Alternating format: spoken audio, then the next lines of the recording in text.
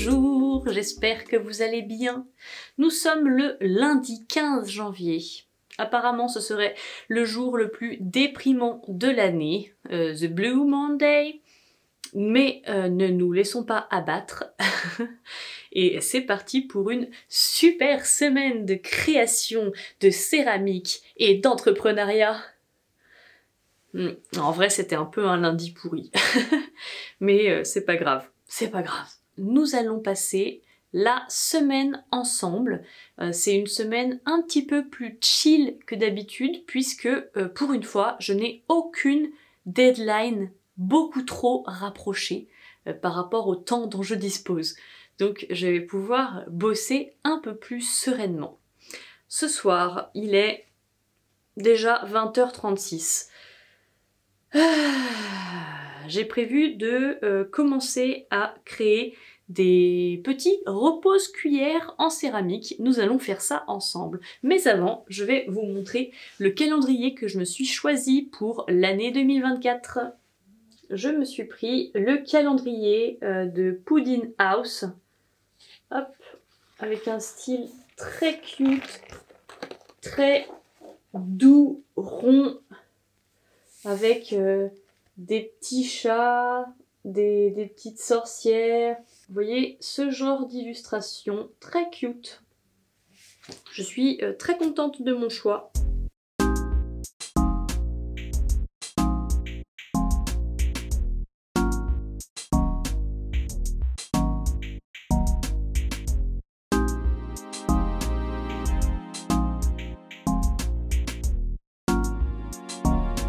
Je vous disais que je n'avais pas de deadline proche, pas parce que les opportunités n'étaient pas là, mais parce que je ne survivrai pas à une pression constante en plus de mon travail.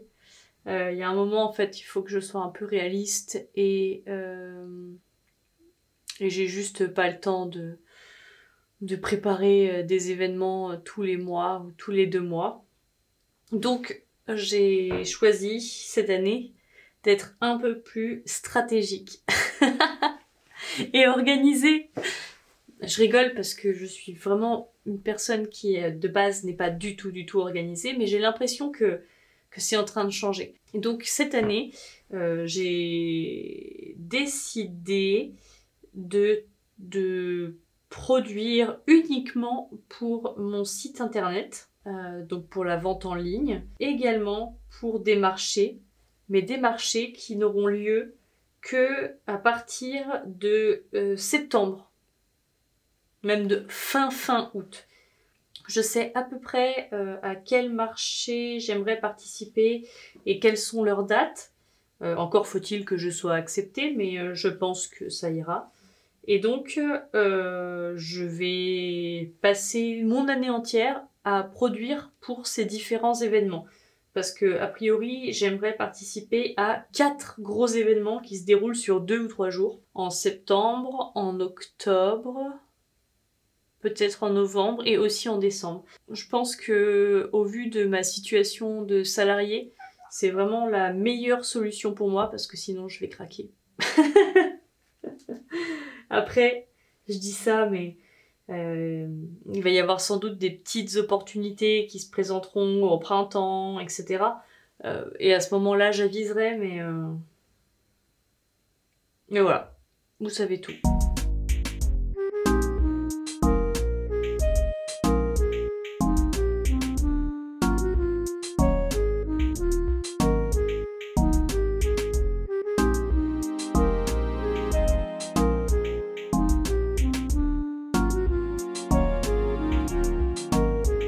Hola, nous sommes mardi, il est 20h et je débarque dans mon atelier avec un chocolat chaud et des Kinder Bueno parce que j'avais méga envie de chocolat. Ouais. Et je dois vous avouer que l'énergie n'est pas là. Et en fait, quand j'ai pas de deadline, c'est d'autant plus difficile de lutter contre la fatigue. D'où cette envie de sucre, j'imagine. En vrai, il faut juste que je m'y mette, que je commence à faire des choses et que j'arrive à trouver le flow. Vous savez, c'est ce moment où on est en train de créer et d'un coup, ça devient facile et on voit plus le temps passer. Et une fois qu'on est là-dedans, c'est un long fleuve tranquille. Mais pour trouver le fleuve, c'est parfois compliqué. Aujourd'hui, j'ai envie d'essayer de faire un peu de modelage. Ça fait un moment que j'ai envie de fabriquer des petits animaux. Enfin, j'en ai déjà fabriqué, mais j'avais envie d'en faire de nouveau. Et voilà, je vais essayer de trouver des formes et des manières de faire qui me conviennent. C'est l'avantage d'avoir un peu de temps, c'est que je peux faire un peu de recherche finalement. Alors que quand je suis pressée par une deadline, je vais droit au but et je fais ce que je sais faire.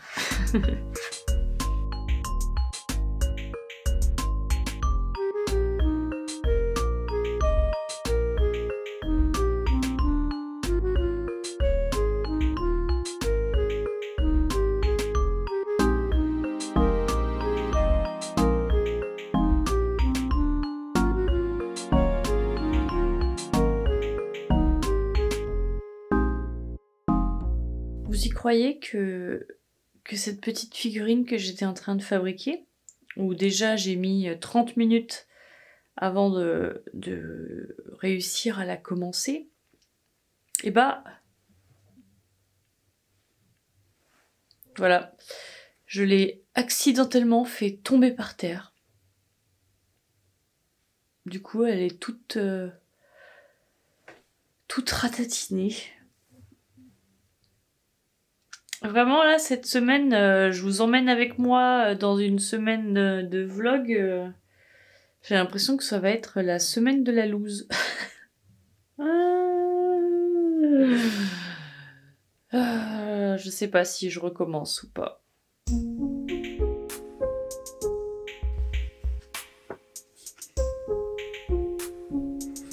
Bon, bah comme vous pouvez le voir, j'ai décidé de me mettre au lit avec un petit livre. Et on espère que demain sera une meilleure journée.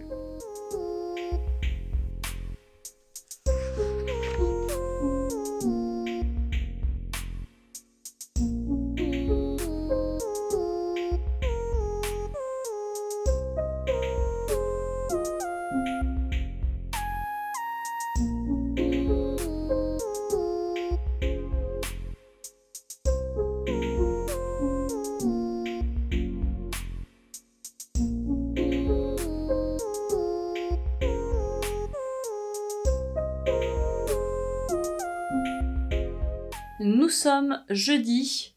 Hier, je n'ai rien filmé, mais j'ai passé 2 petites heures à créer des stories à mettre à la une.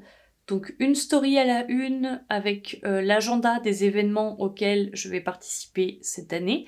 Pour l'instant, il n'y en a qu'un seul, mais il y en a d'autres qui arrivent. Et une story à la une pour les boutiques physiques où vous pouvez retrouver mes créations. Donc pour l'instant, il n'y en a qu'une. La galerie. J'ai également monté des petites vidéos pour des réels. Donc j'ai déjà 3 réels de prêt. C'était des vidéos que j'avais filmées de mes sifflets avant de les envoyer. Donc je vais poster ça les semaines à venir. Et là, avant d'aller chercher Monsieur Bébé chez sa nounou, j'ai eu le temps de fabriquer tout.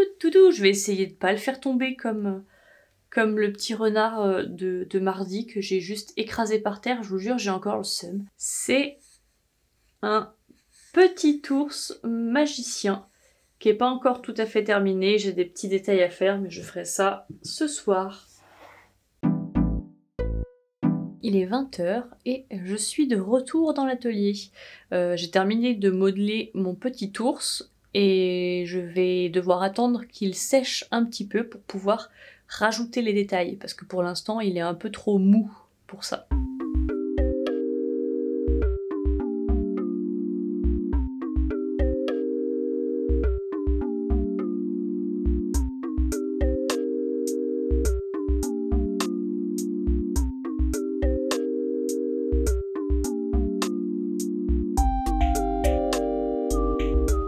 il est 22h30. Ce soir, j'ai eu le temps de faire 3 petites figurines, dont l'escargot citrouille que vous avez vu.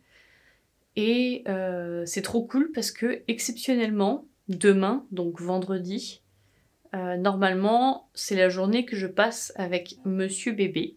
Et exceptionnellement, demain, je vais pouvoir rester toute seule à la maison jusqu'à 16-17 heures. Donc je vais pouvoir faire de la poterie à mort. J'espère que je réussirai à être un peu efficace. On verra bien. Nous sommes vendredi, il est 16h, donc Monsieur Bébé revient bientôt à la maison. Je suis contente, j'ai pu passer plusieurs heures à fabriquer des petits trucs, mais surtout à chercher des idées. Alors pour chercher des idées de nouvelles créations en céramique, en fait je me mets dans mon atelier avec un petit tas de terre et je le tripote. Pendant 1000 ans, je fais des boules, des formes, j'assemble, je teste, je m'énerve parce que j'arrive pas à faire ce que je veux. Là, je suis plutôt contente parce que j'ai trouvé 2 modèles de céramique que j'ai envie de refaire en petite série. Et je peux refaire plusieurs fois la même chose, mais avec des petites variations qui fait que chaque figurine a sa personnalité. C'est vrai que j'ai beaucoup de mal à refaire plusieurs fois la même chose. Je me lasse très très vite et quand j'arrive à trouver quelque chose que je peux refaire, parce qu'en fait c'est plus efficace quand on refait plusieurs fois la même chose.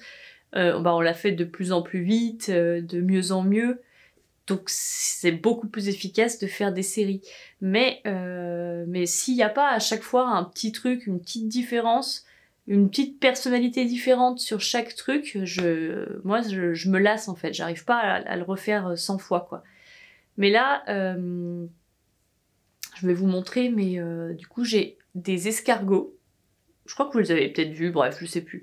En tout cas, j'ai des escargots. Et c'est trop bien parce qu'ils peuvent avoir des petits visages différents, mais surtout leur carapace, je peux faire à chaque fois des formes différentes. Pour l'instant, j'ai fait des escargots citrouilles et il y a un escargot petit bulbe genre un peu de fleurs quoi.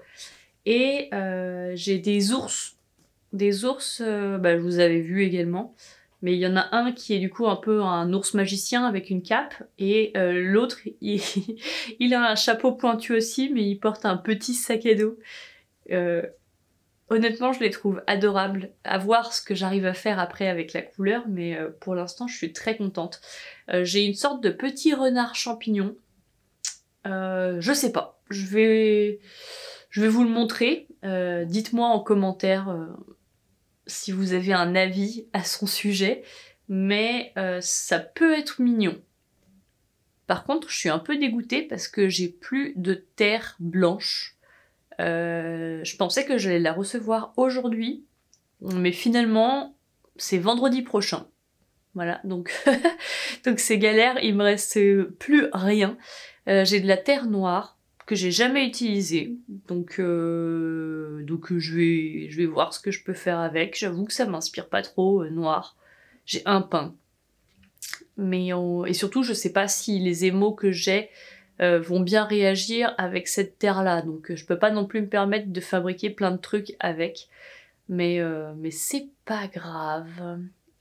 Je ferai mes essais. D'ailleurs, en parlant d'essais, je vous ai pas dit, mais je me suis acheté un tour de potier. J'ai absolument jamais fait de tour. Je vais essayer d'apprendre en autodidacte, et on verra. Donc en fait, cette terre noire dont je sais pas quoi faire, je vais peut-être m'en servir pour faire mes expériences avec le tour. C'est vrai que j'ai un peu tendance à tout apprendre en autodidacte pour plusieurs raisons. Alors déjà, c'est que au niveau financier, en fait c'est un peu un calcul parce que Parce que plusieurs cours, par exemple, pour utiliser un tour, bah finalement, je peux m'acheter un tour avec cet argent et apprendre chez moi. Aussi parce que en termes de timing, bah c'est beaucoup plus simple quand je peux apprendre toute seule, parce qu'en fait j'apprends quand je veux et surtout quand je peux. J'ai pas forcément envie de m'engager sur des horaires, etc. récurrents, ça c'est pas possible pour moi. Également parce que bah, jusqu'à maintenant, tout ce que j'ai voulu apprendre à faire, bah je l'ai appris. Merci Internet en fait. Alors peut-être que on prend des mauvaises habitudes, peut-être que les choses ne sont pas faites dans les règles de l'art. Avec certitude, c'est beaucoup plus long d'apprendre soi-même, mais bon, je veux dire, j'apprends en erreur, je recommence, erreur, je recommence, erreur, je recommence, et en général, au bout d'un moment, ça passe. Après, peut-être que tourner avec un tour, c'est complètement différent et que j'y arriverai pas toute seule. Et je suis totalement prête à... Bon, je suis pas totalement prête, mais disons que je pourrais me contraindre à débourser de l'argent pour apprendre, si vraiment j'ai pas le choix. Parce que du temps, j'en ai pas beaucoup, mais de l'argent, je vais quand même vous montrer le seul objet que j'ai réussi à tourner et à pas détruire. Tadam! Donc voilà, c'est un genre je sais pas, de gamelle pour chat. En vrai, je suis très contente. Regardez-moi ça. C'est mon premier objet autour. Donc voilà, c'est une nouvelle aventure. Je vous tiendrai au courant.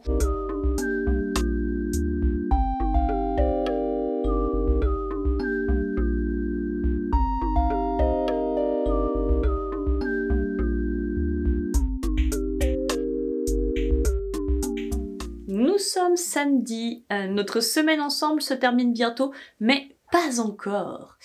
Là, je suis en train de préparer des boules de terre pour pouvoir m'exercer au tour ce soir. Monsieur bébé est en train de faire la sieste. Je vais être toute seule avec lui cet après-midi parce que son papa a une répétition de musique. Donc je profite vraiment de sa sieste pour pouvoir préparer ma terre pour ce soir. D'ailleurs, en parlant de musique, je suis plutôt contente, j'ai fait un visuel pour le groupe de mon copain. J'ai dessiné les membres du groupe dans un style qui change de ce que je fais d'habitude. Et ma foi, je suis plutôt contente du résultat. Je trouve que ce petit visuel est cute. Doudou, tu donnes à maman? Merci. Câlin, Doudou. Ma petite figurine est suffisamment sèche pour que je puisse lui apporter les derniers détails. Alors je vais commencer par les yeux. C'est un peu l'étape critique parce que si je me foire sur les yeux, bah c'est vraiment chiant de chez chiant.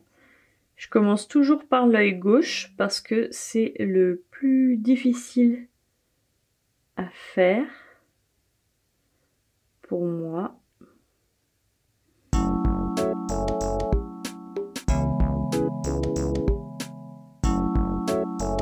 Je vais rajouter les détails sur son pull.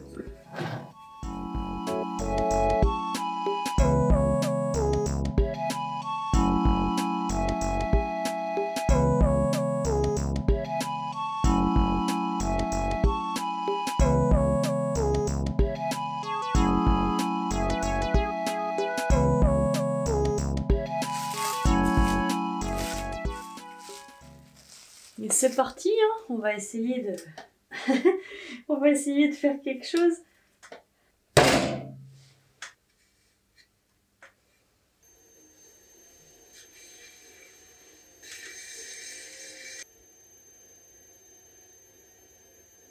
Il est 22h30.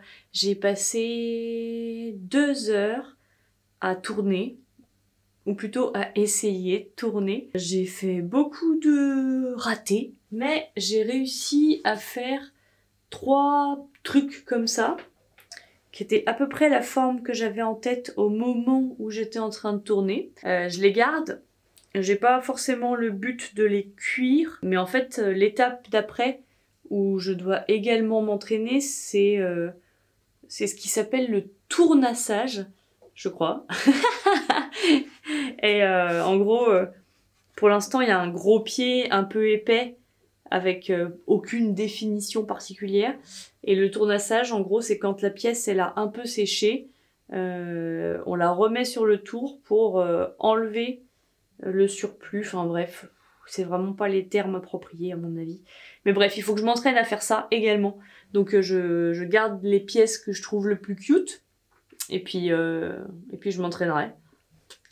C'est comme ça qu'on apprend. Nous sommes dimanche matin, il est 10h30. Je me suis réveillée avec un horrible mal de tête, ce qui est pas très surprenant parce que je suis quelqu'un de migraineux. Donc j'ai bu de l'eau, j'ai bu du café, j'ai pris mon médicament et maintenant je croise les doigts pour que ça s'estompe et que je sois pas obligée de subir le mal de tête jusqu'à ce que je me couche ce soir. Mais pour l'instant ça va, le mal de tête est encore gérable, faut juste que ça n'empire pas. Là je vais préparer les patates douces qu'on va faire au four pour ce midi et un peu pour la semaine s'il en reste. Et mon copain y est allé acheter des légumes au marché. Et comme d'hab, hein, le dimanche c'est le jour où on prépare à manger, on fait le ménage, histoire d'être tranquille pour la semaine.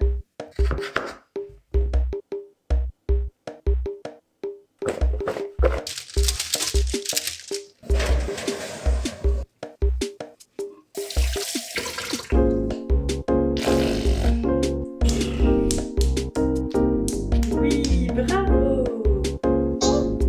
On va aller voir les patates.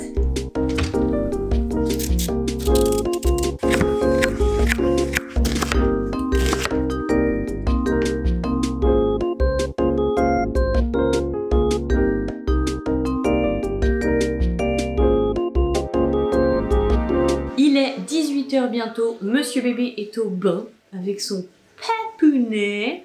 On a fait de bons petits plats. Y a-t-il plus satisfaisant que cette énorme quantité de soupe, courges et patates douces?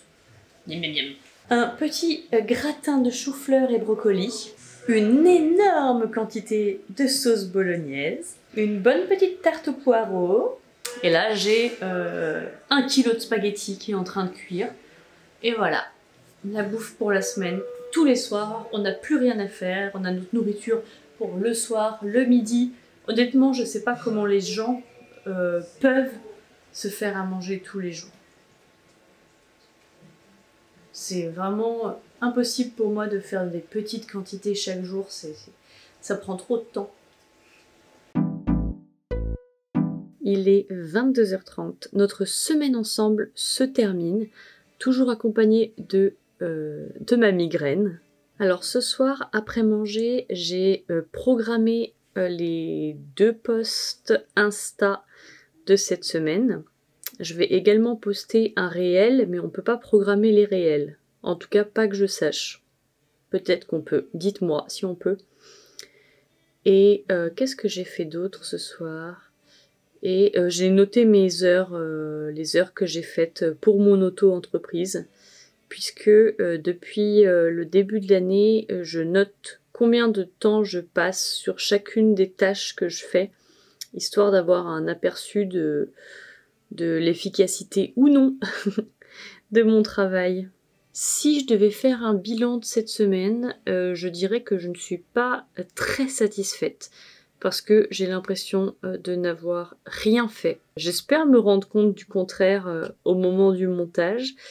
Mais en tout cas, par exemple, si je regarde mes heures, les heures que j'ai faites, que ce soit pour ma communication, pour créer des objets ou apprendre de nouvelles choses, etc. j'ai quand même passé 20 heures à faire ça. 20 heures pour mon auto-entreprise, en plus de mon travail. Donc, objectivement, normalement, je ne devrais pas considérer que je n'ai rien fait. Mais c'est un peu la sensation que j'ai. Mais en même temps, c'est difficile de faire plus. Par exemple, quand je suis dans les moments de rush, j'arrive des fois à faire entre 30 et 40 heures en plus de mon travail. Et donc là, effectivement, j'ai l'impression d'être productive, mais j'arrive pas à tenir sur le long terme. Je peux faire des sprints de 2 ou 3 semaines, mais plus, c'est vraiment compliqué. Donc je vais essayer de me satisfaire de ces 20 heures. C'est également parce qu'en fait, vu que je suis en train d'apprendre à tourner, j'ai l'impression de rien faire, alors que c'est normal quand on apprend de pas forcément avoir de résultats. Enfin voilà. Merci beaucoup d'avoir regardé cette vidéo, parce que vous êtes assez peu nombreux à voir les vidéos. Je crois que j'ai fait une petite erreur stratégique avec ma chaîne YouTube. En fait, quand je suis revenue après ma longue pause, j'aurais dû créer une nouvelle chaîne YouTube. Parce qu'en fait, j'ai l'impression que la plateforme me plombe un peu, m'invisibilise un peu. Et après m'être renseignée, en plus, j'ai découvert que quand on crée sa chaîne, on est un peu boosté par YouTube. Alors que moi, qui n'ai pas créé de contenu pendant 1 an et qui en plus est un peu changé de sujet en cours de route, alors là, c'est vraiment tout ce qu'il faut pas faire pour YouTube. Donc, je suis un peu invisible girl, on va dire. Donc, si mes petits vlogs te plaisent et que tu as envie d'en voir plus, et d'autres vidéos qui ne seront pas forcément des vlogs, encore faut-il que je prenne le temps de faire ça. Toujours une question de temps. Laissez-moi un petit commentaire, parce que vraiment les commentaires, c'est bon de ouf pour les algorithmes et pour mon ego. Sur ce, je vous dis à très bientôt.